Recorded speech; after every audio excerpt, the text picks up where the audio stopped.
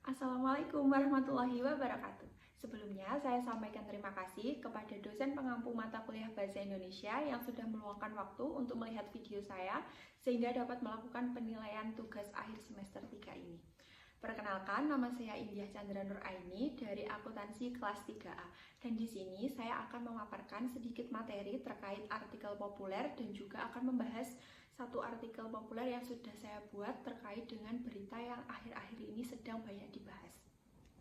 Nah, sebelum kita masuk ke pembahasan utama, mungkin kita sudah pernah menemukan sebuah artikel yang penuh dengan data seperti saat kalian mencari artikel untuk menyelesaikan tugas, lalu ada artikel non-penelitian yang kalimatnya mungkin lebih naratif, dan juga ada artikel populer yang mungkin sudah sering kalian baca di media sosial. Nah, menariknya dalam setiap jenis-jenis artikel tersebut memiliki cara tersendiri untuk menyampaikan informasinya kepada para pembaca. Dalam video ini saya akan menjelaskan sedikit lebih rinci terkait artikel populer. Sebenarnya apa sih artikel populer itu? Nah, artikel populer ini akan berbeda dengan artikel non-penelitian dan juga artikel penelitian, di mana artikel populer itu disajikan dengan bahasa yang ringan dan juga mudah dipahami oleh para pembaca ataupun masyarakat umum. Seperti contohnya, artikel ini tidak hanya dibaca oleh seorang akademisi, tetapi artikel ini juga dibaca oleh seorang siswa ataupun mahasiswa. Nah, tujuan dari artikel populer ini sendiri adalah untuk menyebarluaskan secara luas, menyebarluaskan pengetahuan melalui media massa seperti koran, majalah, dan saat ini yang sedang tren adalah media sosial, yang dimana kalian bisa menemui berita melalui Instagram, Twitter, TikTok, dan juga Facebook, dan juga bisa saja media sosial yang lainnya. Biasanya artikel populer itu mengkaji terkait isu atau berita yang sedang banyak dibahas akhir-akhir ini dan disajikan dengan bahasa yang menarik banyak pembaca. Bahasanya itu singkat dan juga menarik banyak pembaca. Nah, artikel populer ini jarang memerlukan referensi yang begitu rumit. Fokusnya hanya untuk menarik para pembaca supaya pembaca tertarik, oh ini artikelnya perlu saya baca, seperti itu. Nah, selanjutnya kita akan membahas terkait ciri-ciri dan juga struktur dari artikel populer. Ciri-ciri yang pertama, artikel populer itu menggunakan bahasa yang sederhana, jadi bahasanya ringan, tidak terlalu formal, dan juga mudah dipahami oleh pembaca secara umum tanpa latar belakang khusus. Jadi bahasanya tuh sangat-sangat mudah untuk dipahami. Lalu yang kedua adalah topiknya aktual dan juga menarik. Biasanya topik atau isu yang diangkat dari artikel populer ini tidak jauh dari kehidupan sehari-hari ataupun mungkin kehidupan seorang penulisnya, jadi tidak jauh dari itu. Lalu yang selanjutnya tidak banyak istilah, jadi sudah saya sebutkan sebelumnya kalau artikel populer itu dibuat bahasanya secara ringan dan juga mudah dipahami, jadi tidak akan ada banyak istilah-istilah yang mungkin membuat orang akan bertanya-tanya sebenarnya apa sih maksud dari kalimat ini, sebenarnya apa sih maksud dari kata ini. Nah, kalaupun ada pasti akan dijelaskan, bisa melalui footnote ataupun dijelaskan dengan bahasa yang sangat-sangat mudah dipahami, jadi tidak akan membuat orang bertanya-tanya sebenarnya ini apa sih, seperti itu. Lalu gaya penulisannya itu mengalir, disusun seperti cerita, jadi artikel populer itu disusun layaknya cerita, jadi alurnya tuh nggak kaku dari awal sampai akhir sehingga membuat pembaca akan terus melanjutkan membaca artikel tersebut. Lalu yang terakhir ditujukan untuk publik umum, yang pastinya artikel populer ini kan disebarluaskan melalui media massa sehingga akan banyak orang mengakses, jadi ini tuh ditujukan untuk khalayak umum. Lalu bagaimana sih struktur dari artikel populer itu? Yang pastinya akan ada judul, akan tetapi judul dari artikel ini itu singkat, tapi singkatnya itu menarik para pembaca, jadi judulnya itu membuat pembaca kayak oh judulnya menarik, apalagi nanti isinya, jadi menarik pembaca untuk membaca artikel tersebut. Biasanya judulnya itu menggunakan kalimat yang sedang tren itu. Lalu strukturnya itu yang pastinya ada paragraf-paragrafnya.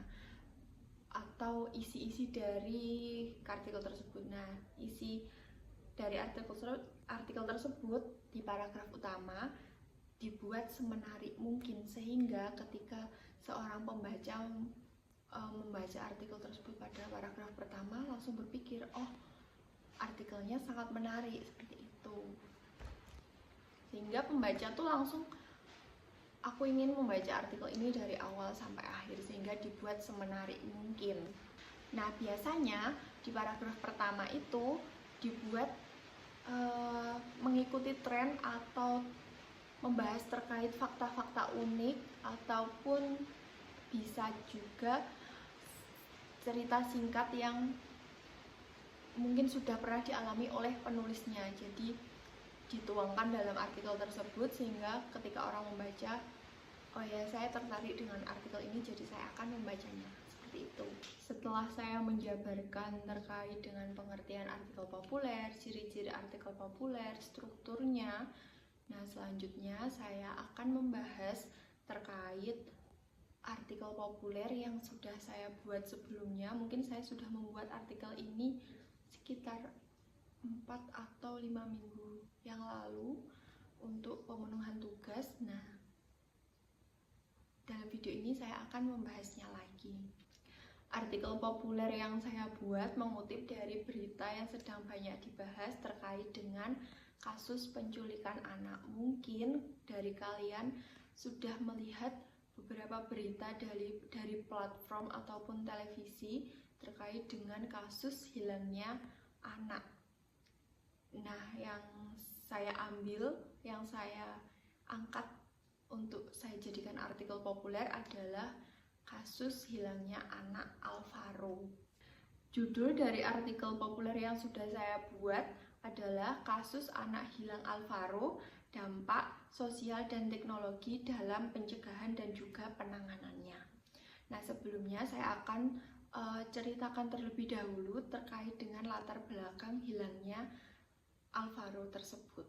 Kasus hilangnya Alvaro Kiano Nugroho, anak berusia 5 tahun asal Pesanggerahan, Jakarta Selatan, yang menjadi sorotan publik akhir-akhir ini dan banyak dibahas pada berita, sebab anak tersebut hilang sudah 9 bulan dan tidak diketahui keberadaannya hingga saat ini.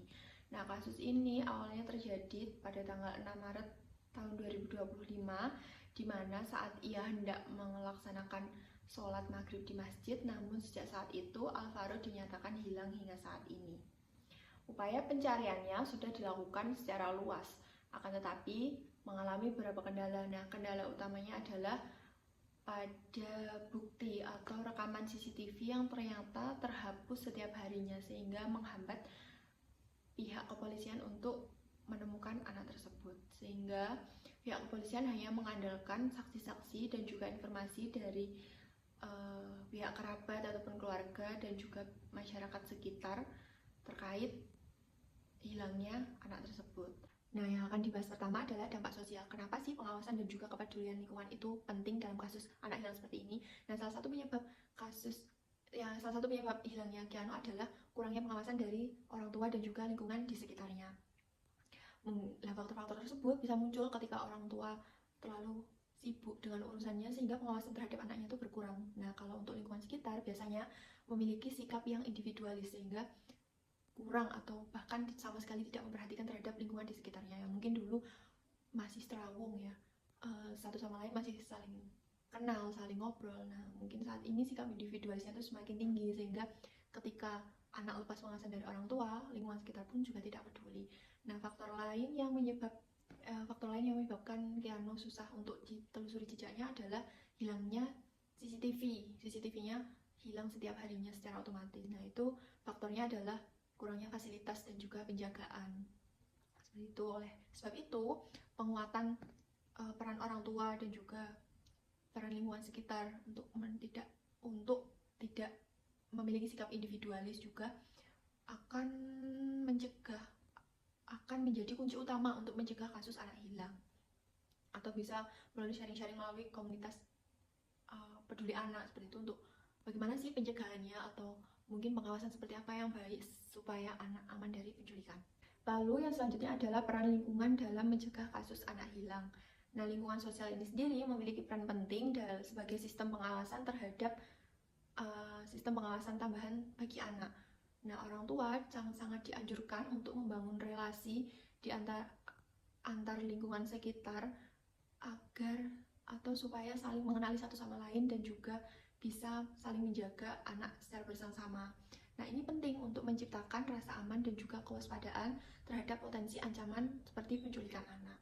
Nah, menurut Wahyu Kustiningsih, sarjana sosial MA dari sosiologi dari UGM, mengatakan kalau interaksi sosial yang baik atau serawung itu akan membuat masyarakat lebih peduli satu sama lain, sehingga jika ada tindakan yang mencurigakan bisa langsung diantisipasi.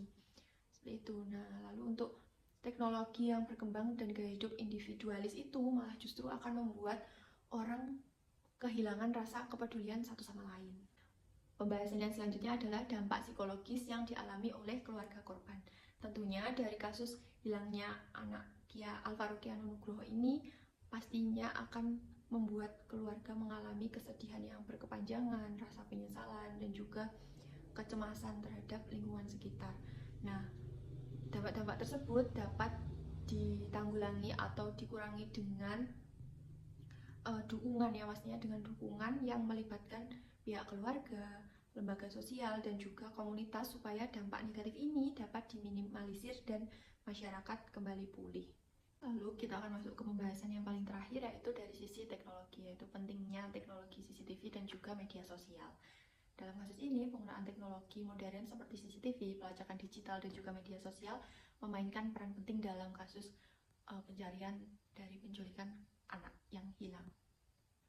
Nah, rekaman CCTV bisa menjadi titik awal dalam pencarian jejak anak hilang, seperti yang terjadi pada kasus sebelumnya, yaitu kasus Bilqis di Makassar, di mana rekaman CCTV menjadi salah satu kunci utama atau menjadi salah satu petunjuk untuk mengidentifikasi pelaku dan juga lokasi dari anak tersebut.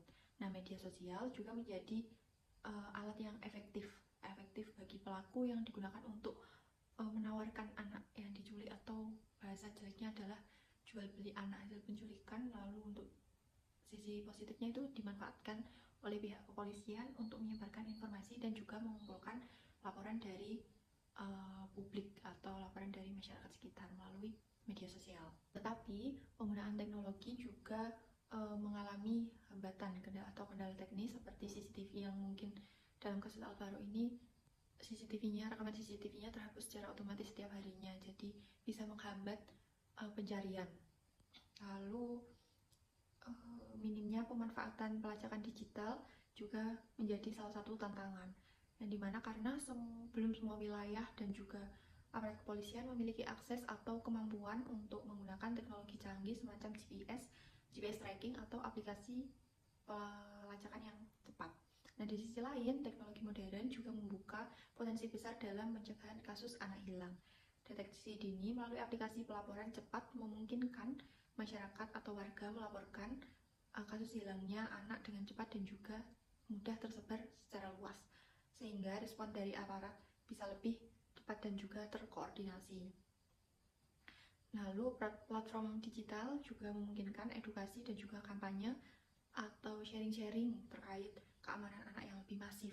Tetapi tantangan tetap ada, seperti perlunya peningkatan literasi digital, terus perlindungan data pribadi, serta penanganan penyalahgunaan teknologi oleh pelaku kejahatan, sehingga penguatan infrastruktur teknologi pengawasan, peningkatan kapasitas aparat dan masyarakat dalam penggunaan teknologi, serta kolaborasi multisektor menjadi kunci utama untuk memaksimalkan peran teknologi modern dan dalam pencegahan dan penanganan kasus anak hilang. Oleh karena itu, upaya dari lingkungan sekitar, pengawasan orang tua, dan juga dari sisi teknologi bisa menjadi baik jika secara terus-menerus ditingkatkan. Nah, kolaborasi di antara keluarga, masyarakat, aparat penegak hukum, dan pemangku kebijakan diperlukan untuk menjamin keamanan anak dan juga mengurangi kasus anak hilang di masa yang akan datang. Nah, kasus Alvaro ini menjadi pengingat pentingnya perhatian serius terhadap aspek sosial dan juga teknologi dalam melindungi anak. Sekian materi yang dapat saya sampaikan. Ada salahnya saya mohon maaf. Wassalamualaikum warahmatullahi wabarakatuh.